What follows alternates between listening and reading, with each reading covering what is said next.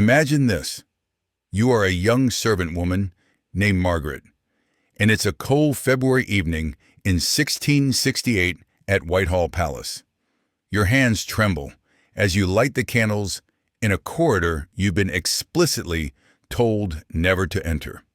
The stone beneath your feet feels different here, smoother, as if worn by countless secret footsteps.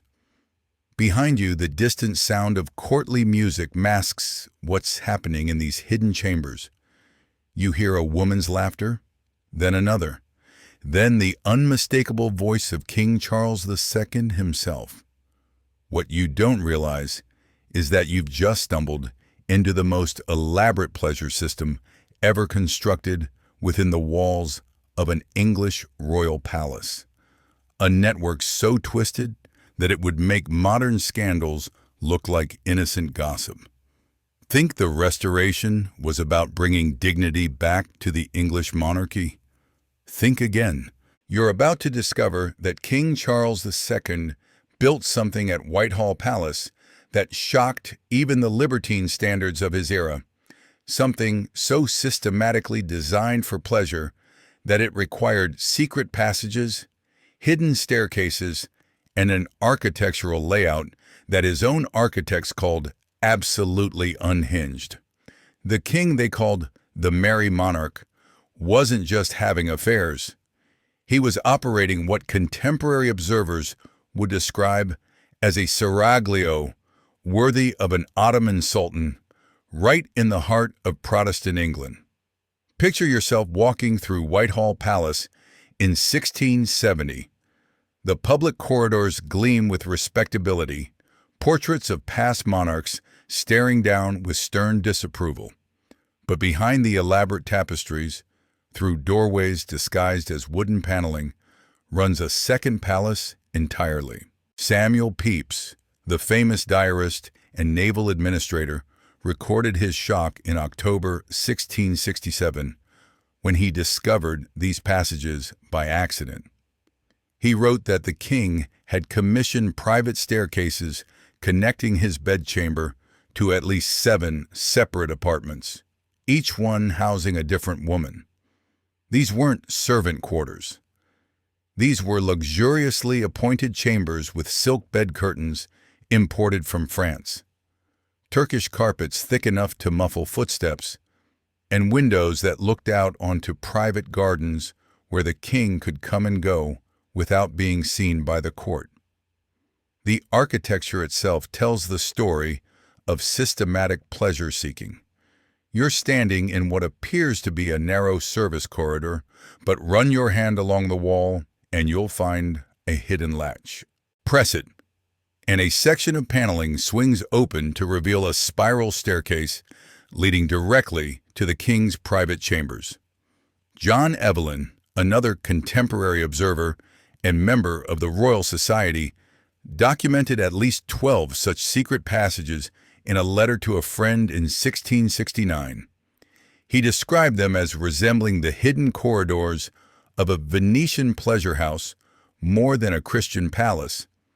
The king could visit any of his mistresses at any hour without ever being seen by courtiers, servants, or his own wife. But here's where it gets truly disturbing. This wasn't haphazard royal philandering. This was an organized system with its own economy, hierarchy, and rules. The women living in these apartments weren't just mistresses in the traditional sense. They were positions, roles within a structure that Charles maintained with the same attention he gave to matters of state. At the top sat Barbara Villiers, Countess of Castlemaine, who bore the king 5 illegitimate children between 1661 and 1665. She occupied the largest apartment, the one with direct access to the king's bedchamber through not 1, but 2 separate passages. Below her in this twisted hierarchy came Louise de Querouaille, a French Catholic, whom many suspected of being a spy for King Louis XIV. Then there was Nell Gwyn, the orange seller turned actress turned royal mistress, whose wit apparently matched her beauty. You might be wondering how this system actually functioned day to day. Let me paint you a picture that will make your skin crawl. Imagine you're Barbara Villiers, and you've just given birth to your third child by the king in 1663. You're barely recovered when a servant brings word that the king is currently visiting Louise de Querouaille's chambers for the fourth night this week. You can't complain. You can't make a scene.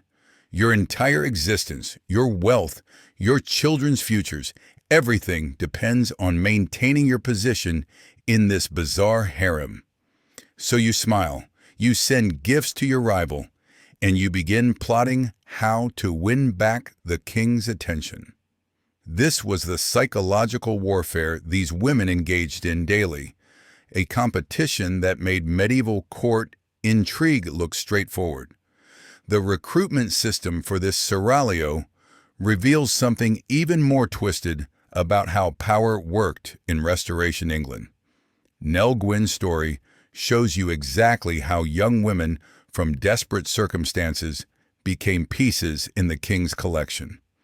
In 1664, you're a 15-year-old girl selling oranges in the Theatre Royal. You're pretty, you're quick-witted, and you catch the eye of men who matter. First comes a small role in a play, then bigger roles. Then, one night, the king himself is in the audience. And after the performance, you're summoned to meet him.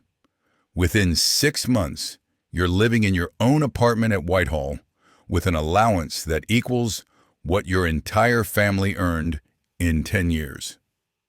You tell yourself this is opportunity. This is escape from poverty. What you don't realize yet is that you just entered a cage made of silk and gold. Treasury records from 1670 show that Charles spent over £100,000 annually maintaining his various mistresses. To put that in perspective, that's more than the entire budget for the Royal Navy in some years. The Exchequer, the King's Financial Office, had an actual line item called Secret Service Payments that everyone knew funded the seraglio. Parliament complained. Ministers protested. The public mocked him in broadsheets and tavern songs, and Charles simply didn't care. He increased the payments. When Barbara Villiers demanded a new country estate, he gave her Berkshire House and Nonsuch Palace. When Louise de Querouaille wanted to be made a duchess, he created the title Duchess of Portsmouth specifically for her. But here's what makes this worse than simple extravagance. The king weaponized these women. Louise de Querouaille wasn't just a mistress. She was a political agent for French interests at the English court. Charles knew this. Everyone knew this. And he allowed it because she served his purposes in his secret negotiations with Louis XIV. In 1670, Charles signed the Treaty of Dover, a secret agreement with France that many historians believe was negotiated partly through Louise's influence. Imagine being Catherine of Braganza, Charles's actual wife, the Queen of England, watching your husband conduct diplomatic policy through his mistress's bedchamber. You can't protest. You can't act. Your own position depends on maintaining the appearance that everything is normal. Now that you've seen how Charles built and operated this system, you're beginning to understand the patterns hidden beneath the surface of royal history. If uncovering these buried truths about how power and pleasure intersected in ways that history textbooks sanitize resonates with your curiosity about the real human experience, subscribing ensures you never miss these deep dives into the systematic secrets that courts tried to erase. The stories waiting ahead will challenge everything you thought you knew about royal prerogative and what absolute power actually meant for the people caught in its machinery. What comes next will show you the human cost of being collected. The Queen knew everything. Catherine of Braganza wasn't naive, and she wasn't blind. Court records show that in 1662, just months after her marriage to Charles, she discovered Barbara Villiers was pregnant with the king's child. The Queen's reaction reveals the powerlessness of even the highest-ranking woman in England. She wept, she screamed, she threatened to return to Portugal. And then, on Charles's orders, she was forced to accept Barbara Villiers as her Lady of the Bedchamber, one of her most intimate attendants. Imagine that. Imagine being forced to employ your husband's pregnant mistress as your personal servant. The psychological torture of that arrangement defies modern comprehension. But Catherine had no choice, because in Restoration, England, a wife, even a queen, had almost no legal standing against her husband's wishes. The king could do whatever he wanted, and what Charles wanted was to have his wife and his mistresses all existing in the same palace, sometimes in the same rooms, forced to maintain polite fictions for the sake of court protocol. Samuel Pepys recorded a scene from 1663 where Catherine, Barbara, and Nell Gwyn all attended the same theatrical performance, sitting near each other, smiling and exchanging pleasantries, while everyone in the theater whispered about the absurdity of it all. The children born from these arrangements reveal another layer of this systematic horror. Between 1661 and 1685, Charles acknowledged 14 illegitimate children by at least 7 different mothers. 14.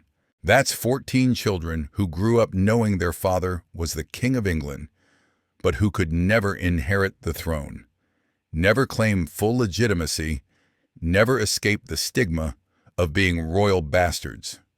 The king showered them with titles, money, and lands.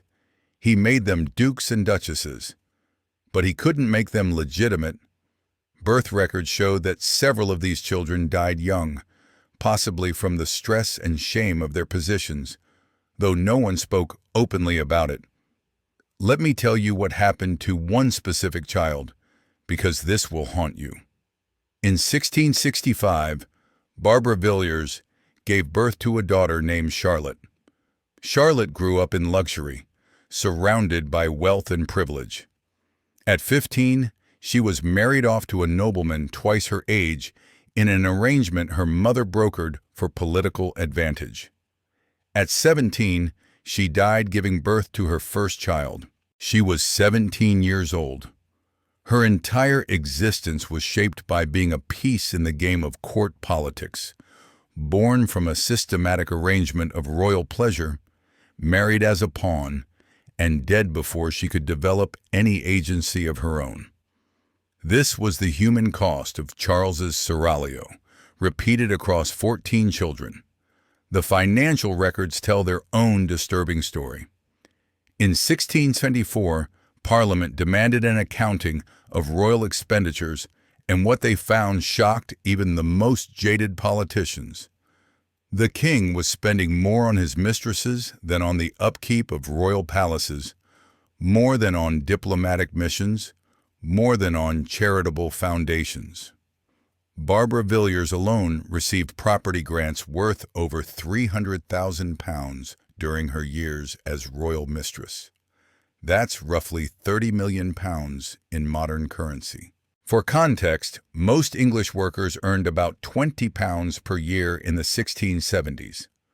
Barbara received the equivalent of 15,000 workers' annual wages, just as gifts from her royal lover. Louise de Querouaille fared even better. By the time she left England in 1685, she owned multiple estates, had a pension of £40,000 annually, and held the title Duchess of Portsmouth.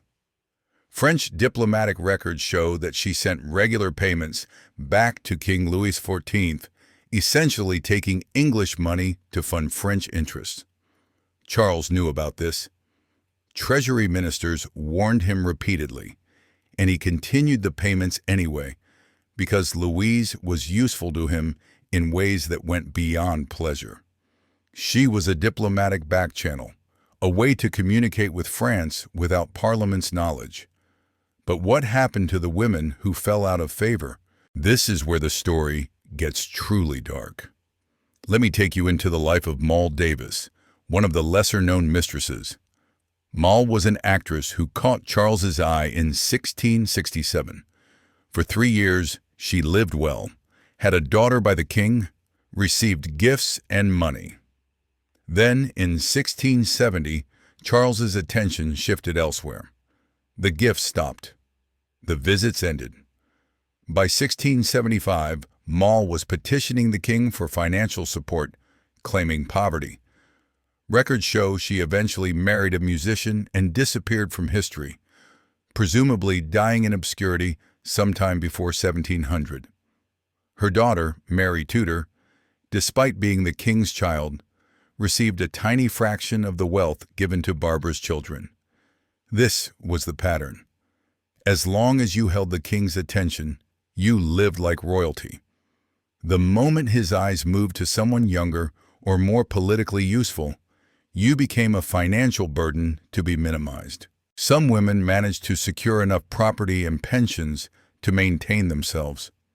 Others, the ones who weren't clever enough or who lacked powerful family connections, simply vanished into poverty. Historical records hint at several former mistresses dying in debtors' prisons or workhouses, though the exact details were hushed up to protect the crown's reputation. The psychological damage extended beyond the mistresses themselves. Imagine being one of the servants in these hidden apartments. You're a chambermaid named Anne, 19 years old, and you've been assigned to serve Louise de Querouaille. You dress her, you attend to her intimate needs, you hear the king's voice through walls, you know secrets that could destroy reputations. You're paid well for your silence, but every day you witness a system that reduces women to collectibles, that measures human worth in sexual availability and breeding capacity. What does that do to your understanding of your own value? What does that teach you about power and gender and survival? Court physicians documented the health consequences of this system, though they used euphemistic language. Women suffering from nervous disorders, from what we'd now recognize as anxiety and depression, from physical ailments caused by multiple pregnancies and miscarriages. Barbara Villiers had at least 7 pregnancies in 8 years. Her health deteriorated noticeably by her mid-30s.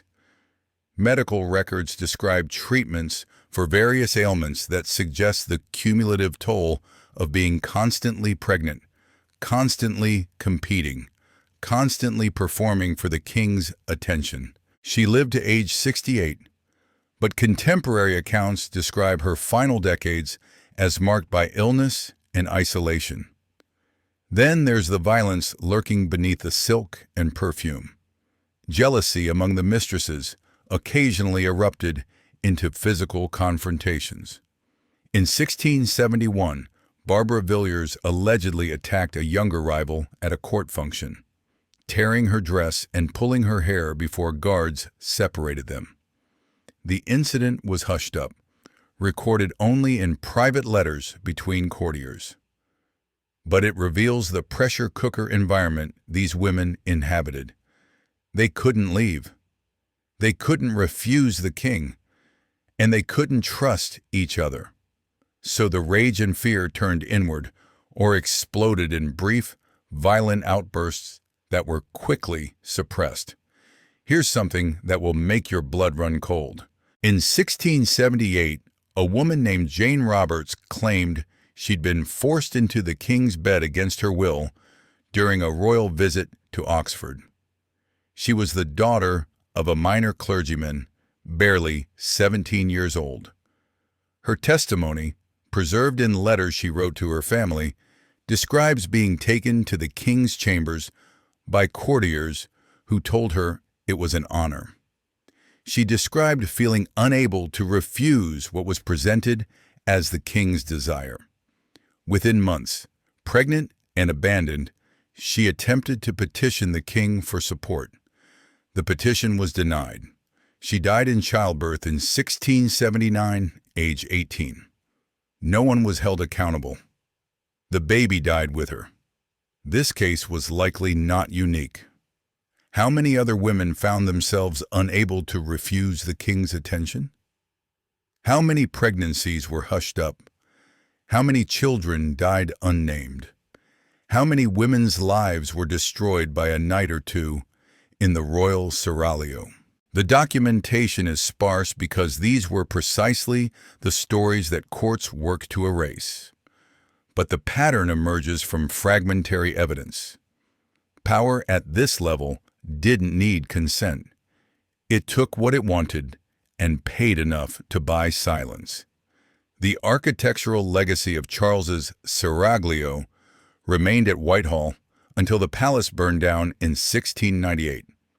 The secret passages, the hidden staircases, the luxurious apartments, all of it gone in flames. Some historians have suggested the fire was almost poetic justice, burning away the physical evidence of systematic exploitation. But the human consequences lasted much longer.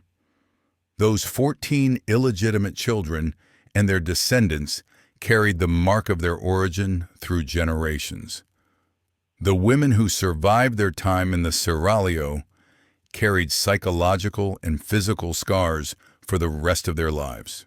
Contemporary foreign ambassadors wrote about the English court with undisguised shock. The Spanish ambassador in 1673 wrote to his king that Charles's court resembled a bordello more than a Christian palace. The Dutch ambassador described the system as shameful and warned that it damaged England's reputation across Europe. Protestant ministers preached sermons condemning the king's behavior, though carefully avoiding direct accusations that could be considered treason.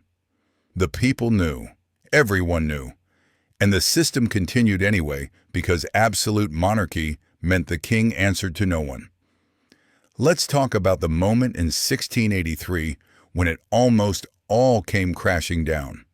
The Rye House plot, a conspiracy to assassinate Charles, included among its grievances the king's scandalous personal life. The plotters argued that a king who lived in such open sin had no right to rule a Christian nation. The plot failed. The conspirators were executed. But their words revealed how Charles's seraglio had become a political liability, a symbol of royal excess and moral corruption that opponents could weaponize. Charles survived, but the criticism intensified during his final years. When Charles died in February 1685, something revealing happened. His deathbed was crowded with priests, courtiers, and family members. But of all his mistresses, only Louise de Querouaille was allowed into the room. Barbara Villiers, despite bearing him 5 children, was excluded. Nell Gwyn was kept away. The other women who'd spent years or decades in his bed weren't permitted to say goodbye.